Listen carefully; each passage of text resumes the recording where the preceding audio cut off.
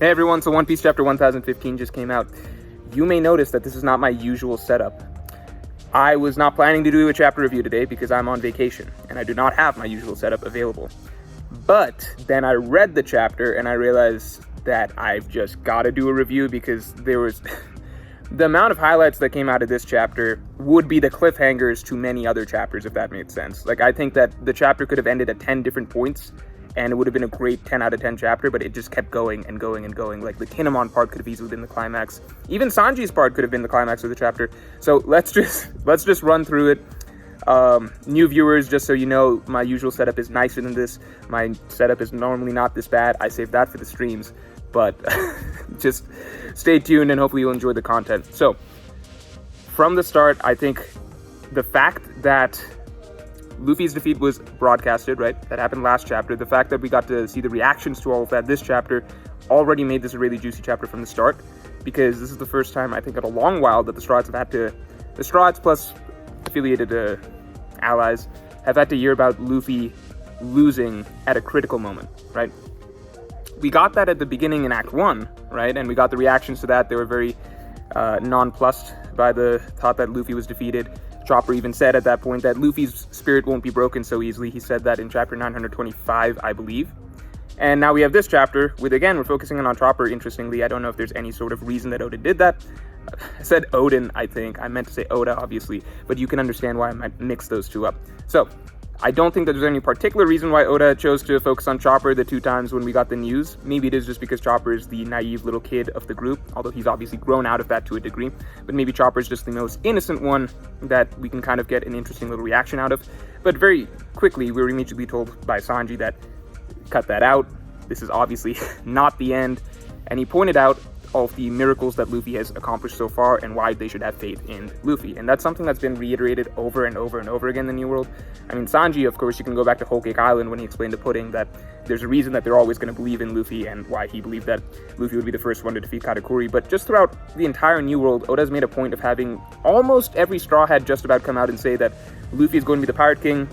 There is nothing that is going to happen to stop that from happening. So Oda's really gone out of his way to make it clear that the Straw Hats' faith in Luffy is not going to be shaken so easily, right? So even the rest of the Alliance, you know, Kid, Marco, Law, etc., they're maintaining their faith as well. So Luffy has shown enough that these guys are not going to quit out on him so easily. So I'm going to save my thoughts on what all of that means in the direction that this is going for the end, but I did like getting to see all of the various reactions and kind of getting a reiteration or, I guess, repetition or reinforcement, I suppose, of the idea that everybody has seen enough from Luffy at this point to not doubt him so easily. It's very interesting based on Kaido's comment a couple chapters ago about how they're not going to lose hope unless they actually see their leader defeated. So interesting stuff to me. I've got a lot to say about Kaido coming out of this chapter, but again, we're going to save that stuff for the end. I think the first big highlight moment of the chapter for me was Sanji coming through. Let's take a moment to appreciate Sanji, because this man has gone through so much. The moment he just got felt a little reminiscent of the Enies Lobby moment, where he swooped in as the hunter. Enies Lobby moment was, in my opinion, much better, but this was at least a long overdue moment and a start for Sanji going down a, you know, hopefully a bit of, I don't want to say redemption arc, I'm not saying that he needs to be redeemed, but I know that Sanji fans, at the very least, want to see more action moments from him that kind of are reminiscent of what he was doing pre-time skip more frequently. So the Sanji moment I enjoyed, one, for the fact that it was a funny panel that came out of it, with Queen essentially being kicked in a sort of carousel basically around the floor, you know, and the neck being spun around the floor, right? So it was a funny moment, but also just the fact that it's a 2-for-1. So Sanji's stopping not only Queen but Perospero at the same time in a pretty creative way, basically just kicking Queen around to turn Queen into a bit of a giant umbrella. So definitely enjoyed that moment. I hope that Sanji fans are really happy about that, because it does look, you know, that was, I think, a much needed clutch, you know, return of the old Sanji that we've been waiting for, right? And it's kind of been a looming question of when is Sanji going to come back into the action? When is he going to make a big splash again? Oda kind of teased it a couple times with, oh, is Sanji going to go help the Scabbards? Is he going to go help the rooftop fight? Is he going to go to the live main floor? But at the end of the day, it looks like this is the main, you know, the main stage that Sanji is going to shine. So hopefully he gets more moments from here on out, but we've got to wait and see. So, beyond that, beyond the Sanji moment, we had, I think, if that was the positive highlight of the chapter, we had a few down moments, right? And that came mostly from the Momonosuke section. I was thinking, and I mentioned last chapter review, that I thought that this might be the chapter where Kinemon dies, and we get a Kinemon death scene. I was happily wrong, because it looks like Oda is going to really take his time. If Kinemon is going to die, Oda is really going to take his time to give Kinemon that sort of farewell, because if we did just cut from last chapter to a full death scene for Kinemon this chapter, I think we wouldn't have just gotten enough time for Kinemon. But the fact that last chapter was the setup to Kinemon dying, I'm not going to say that Kinemon's dying for sure, but I'm just saying if this is the direction things are going, I like the fact that last chapter, 1014, was the setup for Kinemon dying. This chapter was was literally, turning in the knife and twisting it, right? And basically giving us that sort of sinking feeling that this might be it for the character. I really, really like the fact that Oda is reminding us of the dynamic and the relationship between Momonosuke and Kinemon up to this point. And Kinemon, just the imagery of Kinemon, like poor little Kinemon, who's so far out of his league, facing off against a monster like Kaido. That entire scene just felt so intimidating and so like an ant trying to fight against a dragon. But, Kinemon, even though he's basically on the brink of death, he's still trying to get his pokes in against Kaido. He's still trying to stab Kaido. He's still trying to do everything in his very limited power to make this a salvage, to make this a situation where Momonosuke can get away. So, I don't know. I think the flashbacks that we got for Kinemon were not my favorite personally, just because I would have preferred to actually gotten a couple moments that, it depends. I think lots of times when Oda does these flashbacks, he mixes in moments where we actually got to see these little flashback panels in the actual manga, and we're getting reminders of that, and then new moments that we haven't seen before. So think back to the Going Merry, right? So the Going Merry, I believe it had a solid mix of flashbacks between little things that we've seen of the Going Merry, and then little glimpses of stuff we didn't see, essentially off-screen bonding moments between the Straw Hats and the Going Merry. I might be a little off on that, maybe go double check, but I do think that at least with a lot of death scenes, Oda does like to do a little bit of a mix. So, Kinemon, I think all the little clips we got were essentially sort of filling in the gaps between how the Momonosuke-Kinemon father-son dynamic developed in between the time skip, right? So I think it was nice seeing that. I do think that next chapter, at the very least, soon, we are going to be getting a full-on Kinemon death scene, and I hope that this one really sticks. Kiku and Kanjuro, I got nothing to say. I don't know for sure if that's happening. But just the entire imagery of that little sequence of events of Kinemon trying to, put his last breath into taking down Kaido, and Kaido just this monstrous, menacing, dark, shadowy figure, easily crushing him and basically trying to stomp out all hope. Really, really, really great stuff. Which brings us to the next part, which is Voice of All Things stuff is just going off the rails. I really, really want to get the details on this ability because there's so many questions that are coming out. So just the fact that, first of all, Momonosuke was able to hear Luffy and relay his message to the entire alliance, that is a very exciting turn of events for Momo's character. It is a sudden sharp shift into, suddenly Momo can actually do things and be very effective, and he has this ability that nobody else really has, except for maybe Luffy, but he has this ability that nobody else really has to a degree among the rest of the alliance that is actually going to come into significant use as a leader. That's what I'm seeing here at the very least, or at least that's the direction that I feel Momonosuke is going. He can rally the troops in a way that maybe other leaders can't, simply because he can hear the entire battlefield, he can speak to the entire battlefield because he knows everything that's going on. So the Voice of All Things is actually a really, really cool leadership ability. I love the fact that he was able to announce to everybody that Luffy's still in it, Luffy is going to come back, Luffy is going to try and defeat Kaido.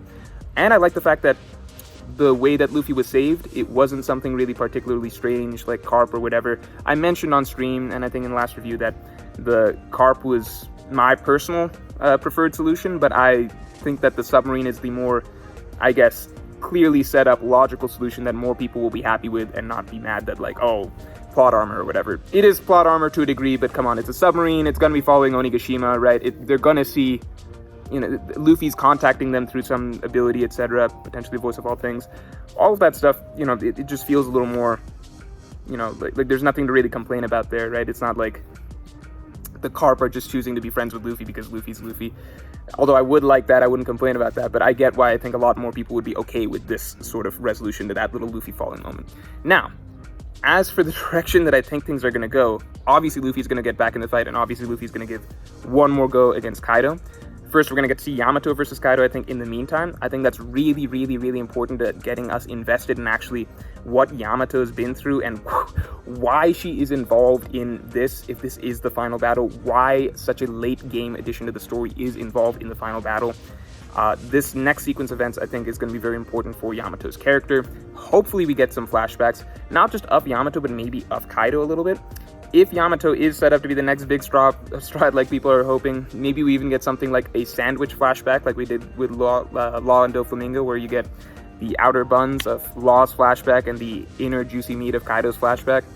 I think that would be a good way to set things up, but we are also so in the flow of the climactic battle, if you think that's what this is. We're also in the flow of this climactic battle that I do think it would take us out a little bit if we took too long of a flashback to explore something like really sad and drawn out. So I'm interested to see how Oda can really flesh out Yamato in a short amount of time without disrupting the flow of current events. And beyond that, the next series of events, so a lot of people saying that isn't this clear that the raid is not going to fail. By the way, I saved the raid failing stuff for the end of the chapter reviews now because I know a lot of people are tired of me talking about it, but then at the same time, if I don't talk about it, there's going to be a lot of people asking, what do you think about the raid failing? So I got to manage things a little bit. Let's say I'm going to keep it towards the end of the chapter reviews again from here on before I mention raid failing. Yeah, I definitely think it's going to fail. I think that to me, this chapter, I guess it felt a little too self-aware or on the nose or kind of checking off boxes in the sense that literally the cycle that happened this chapter was start of the chapter was everyone saying, Luffy's gonna lose, and then 10 pages later, it's everyone being like, of course Luffy's gonna win. Even Sanji just referencing like, no, Chopper, this happens all the time, just think of all the miracles.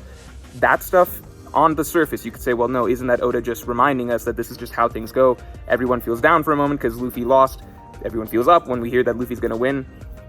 We didn't even see Luffy lose. Like, you think that that's the big defeat that Oda set up for us? A moment like, a half chapter cycle of people feeling down and then feeling back up positivity wise after a defeat that we never even got to see. I don't know.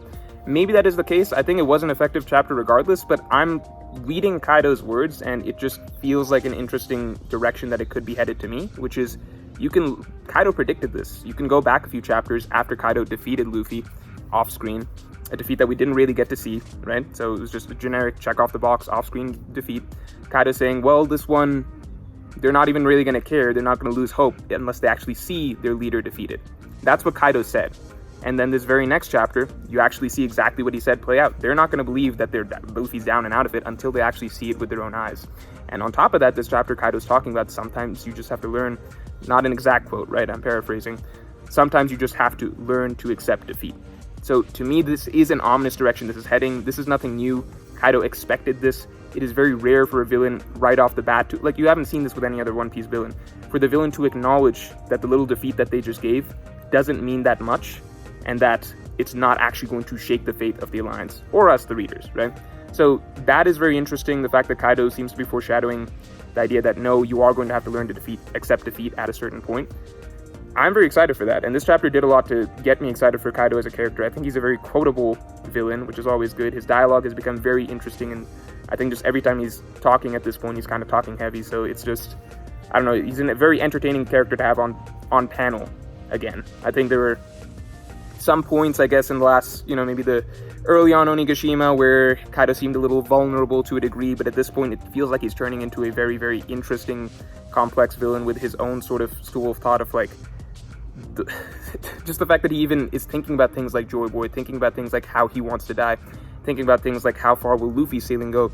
There's clearly a lot more on his mind, like a much grander picture that he has in his mind and of what he wants to do in his life and accomplish and how he views potential challengers for that same throne or same goal that he's pushing for. So I'm really excited to see more of Kaido. I mean, I'm just saying exactly what he said would happened, which is, no, this defeat doesn't really count because they're not going to feel the defeat unless they actually see him defeated. And that's exactly what happened this chapter. They hear Luffy was defeated, then they rally back because, of course, no, Luffy wouldn't be defeated so easily. Off-screen loss, Luffy's coming right back probably next couple chapters. I don't know, guys. So I'm along for the ride. I'm not saying the raid has to fail, etc. I just am voicing my beliefs why I actually think that this chapter does continue to set us up for that direction. If I'm wrong, I'm wrong. We'll find out. I think that this chapter was a really good chapter, 10 out of 10 chapter regardless, tons of highlight moments, and at the very least it got me really, really pumped to see what's up next, and pumped to see Luffy come back and give another go at Kaido. So, that's all for this video. If you enjoyed, then definitely like, comment, and subscribe, and the quality will be better, of course, next time as usual.